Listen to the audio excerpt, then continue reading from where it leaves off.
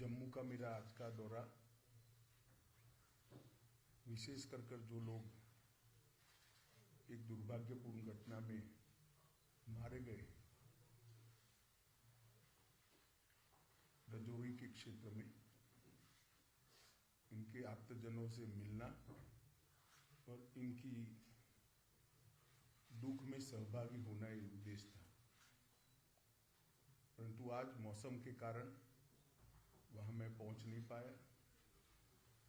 सभी के सभी सातों परिवारों के सभी सदस्यों के साथ मेरी टेलीफोन पर बातचीत हुई है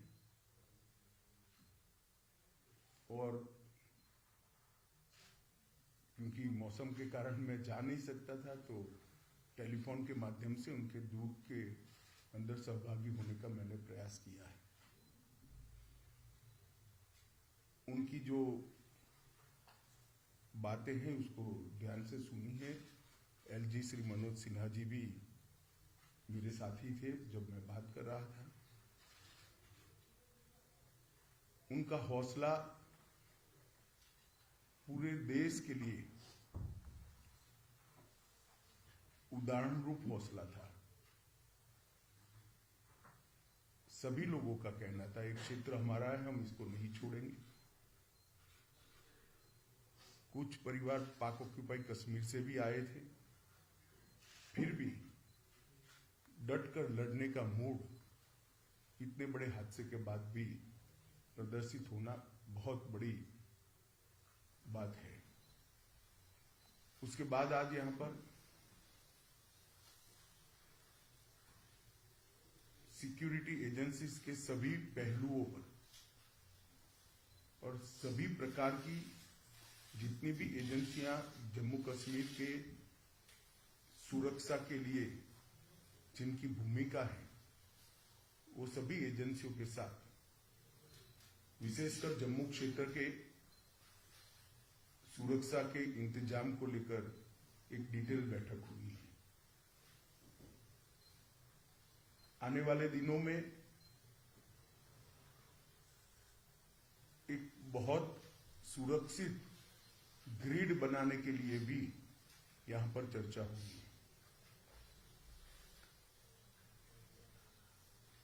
मैं इतना ही कह सकता हूं कि सुरक्षा एजेंसियां, चाहे जम्मू कश्मीर पुलिस हो, बीएसएफ हो, सीआरपीएफ हो, जम्मू पुलिस का एसआईए का टीम हो या सेना हो, इस सभी एजेंसियां 100% मुस्तैद है और विश्वास के साथ आने वाले दिनों में इन घटनाओं को रोकने के लिए इनका मनोबल भी बना हुआ है।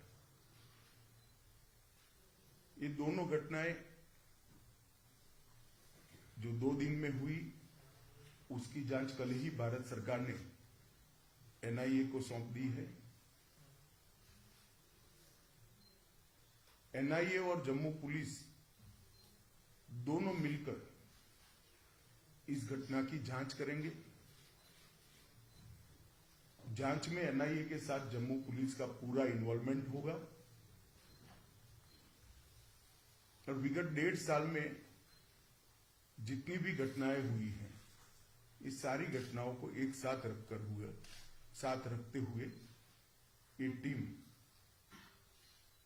आतंकवादी गतिविधियों की जांच उसी दायरे में करेगी। इसके साथ साथ ओजीडब्ल्यूएस के लिए भी आतंकवादी ग्रुपों के सपोर्ट सिस्टम के लिए और उनके सूचना तंत्र के लिए भी सभी पहलुओं पर आज चर्चा हुई है। और एक कह सकते हैं कि संपूर्ण 360 डिग्री सुरक्षा का चक्र बनाने का आज सभी एजेंसियों ने भरोसा भी दिलाया है और इस पर चर्चा भी हुई है। हमारी जितनी भी सूचना की एजेंसियां हैं, इन्होंने भी अपनी गतिविधि को और टाइटन करने का फैसला भी बनाया है, रणनीति भी करी है। मुझे विश्वास है कि आने वाले दिनों में जिन लोगों ने भी ये घटना करी है उनको जम्मू कश्मीर पुलिस बहुत कम समय के अंदर नसीहत करेगी और उनको कानून के दायरे में लाकर कोर्ट के सामने खड़ा करेगी।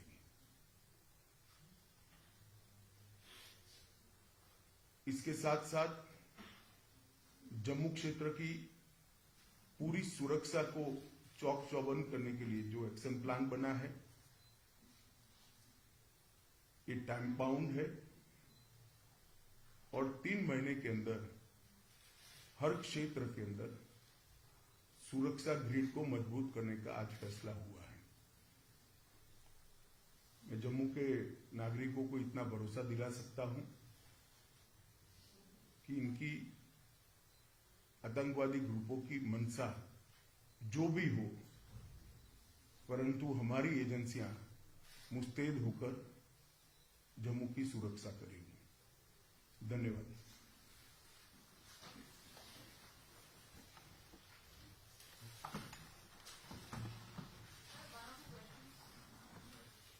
कोई पूछना चाहता है क्या? बता दीजिए।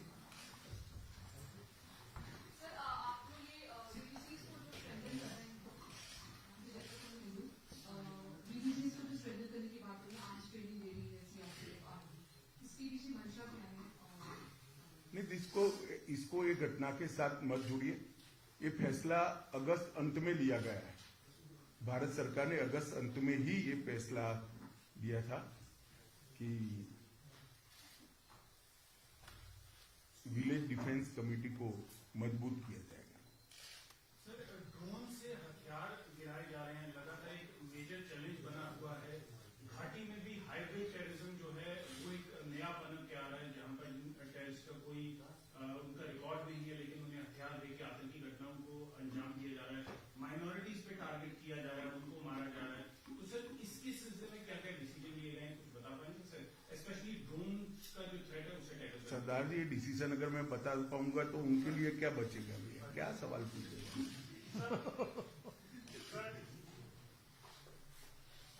जो विक्टिम फैमिलीज हैं इन आतंकी घटनाओं में जो शिकार होती हैं, जैसे राजौरी में भी हुआ, इसी तरह से पहले कश्मीर में टारगेट किलिंग के जो शिकार हुए, तो उनके लिए किस तरह से वो उनकी लाइफ बेटर हो पाए? क्योंकि राजौरी वाले इंसिडेंट में काफी जो फैमिलीज हैं वो उनकी हालत ज्यादा लो लेवल की है, तो उनके लिए क्या किया जाए?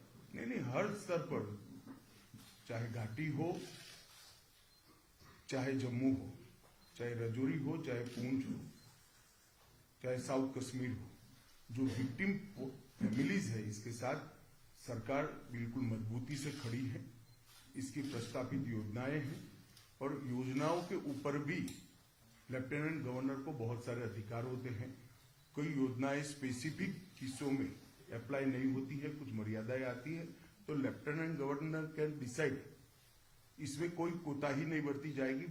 बड़े संवेदनशीलता से और सम्मान के साथ इनके परिवार की सभी चिंता की जाएगी। What is the security situation post these twin attacks in Rajouri and Poonch in Jammu? देखिए, अगर आप इस तरह से स्पेसिफिक पूछना चाहते हैं तो मैं इतना ही कह सकता हूं कि हमने पूरी व्यवस्था की है और सुरक्षा व्यवस्था चौक चौबंद है। एक घटना के आधार पर या कुछ आंकड़ों के आधार पर इसका मूल्यांकन नहीं हो सकता। मूल्यांकन करना है तो जब से जम्मू कश्मीर में टेररिज्म हुआ है, जन्म लिया टेररिज्म ने, तब से लेकर आज तक धारा 370 हटाने के बाद ये 3 साल में सबसे कम घटनाएं भी हुई है, सबसे कम मृत्यु भी हुई है। क्वेश्चन लास्ट, क्योंकि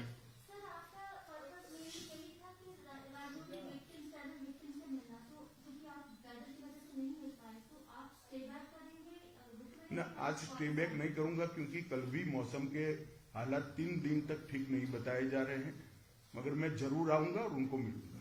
थैंक यू। बता दीजिए आप अंतिम। जिस तरह से पिछले 3 सालों में हमारे सुरक्षा बल जो है आतंकवाद को मुंहतोड़ जवाब दे रहे हैं, तो क्या ऐसा माना जाए कि आने वाले चंद सालों में आतंकवाद जो है वो जम्मू कश्मीर में इसका आखिरी पड़ाव है?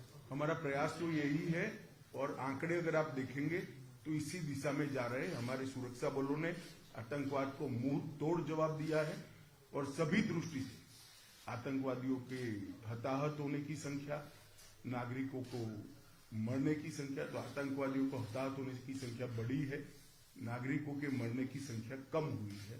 और जो माइनॉरिटी किलिंग की बात करते उसमें भी सबसे कम आंकड़ा यही 3 साल में। धन्यवाद। Thank you.